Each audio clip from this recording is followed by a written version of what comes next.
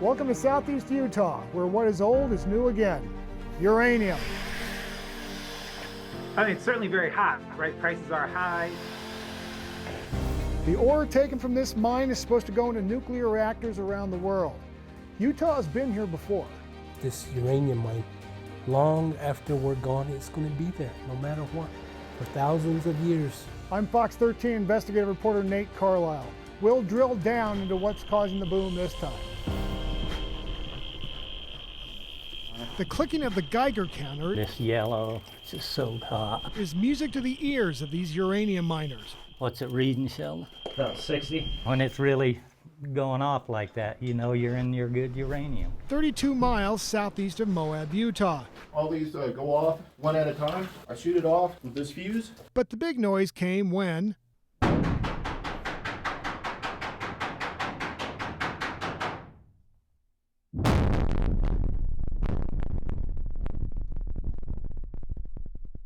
whoa, okay, yeah, I felt that concussion.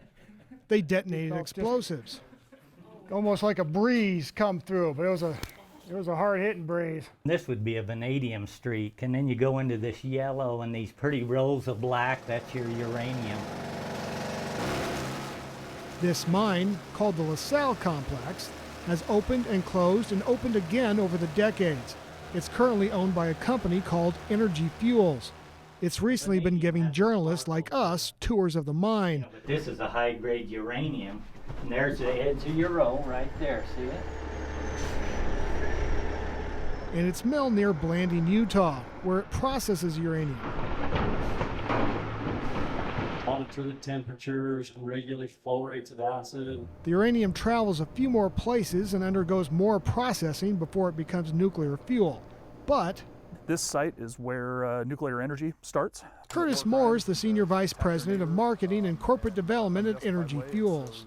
Nuclear utilities, particularly in the United States and Europe, are moving off of Russian uranium supply and coming to companies like us for their natural uranium needs.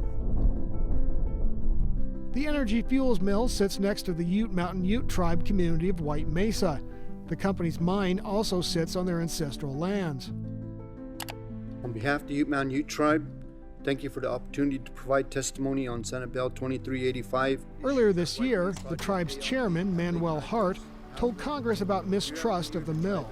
However, the tribal community is afraid of drinking contaminated water and no one will consume it. This U.S. Department of Health and Human Services report from June concluded it's unlikely anyone would be harmed from the drinking water or breathing air in White Mesa. The Utah Department of Environmental Quality also has not recorded any abnormalities in the drinking water near the mill. If it was up to me, I would shut it down. I've said that from day one. Malcolm Lehigh, the tribal government representative for White Mesa, says concerns about the mill and mines go beyond possible pollution. The Ute Mountain Utes have long contended the mill sits on a tribe burial site.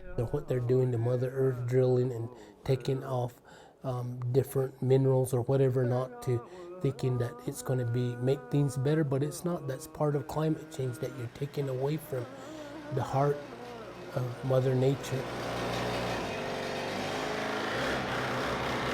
U.S. uranium production was once measured in millions of pounds per year. And during the Cold War, southeast Utah was the turbine of uranium mining. Miners digging and crushing the ore for both nuclear power plants and bombs. My dad long hauled here, then me, and then I got two boys at mine here. Bill Hemphill has worked in the LaSalle complex since 1977.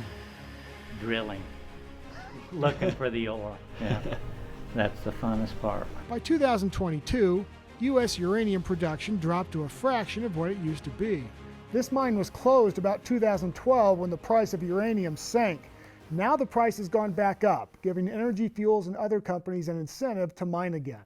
For a long time, there's been a hope to have a nuclear renaissance in the U.S.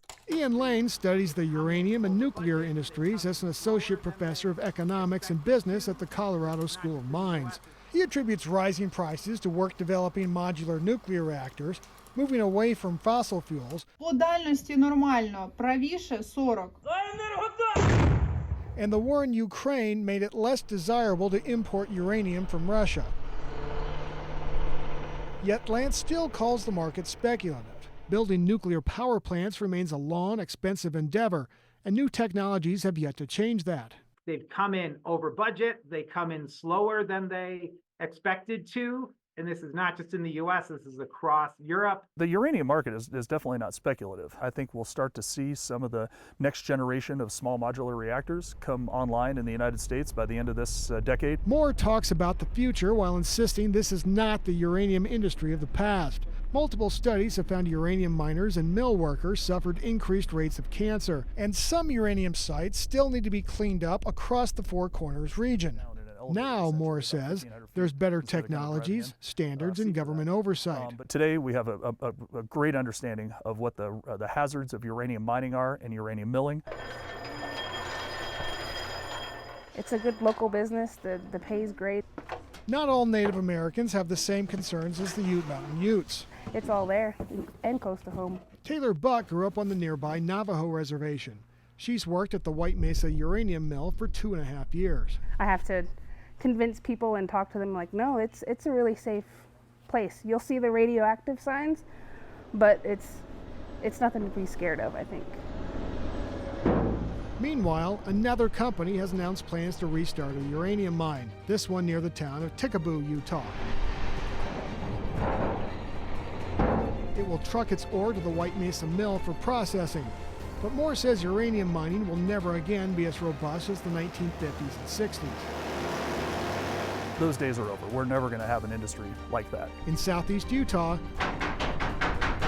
Nate Carlisle, Fox 13 News, Utah.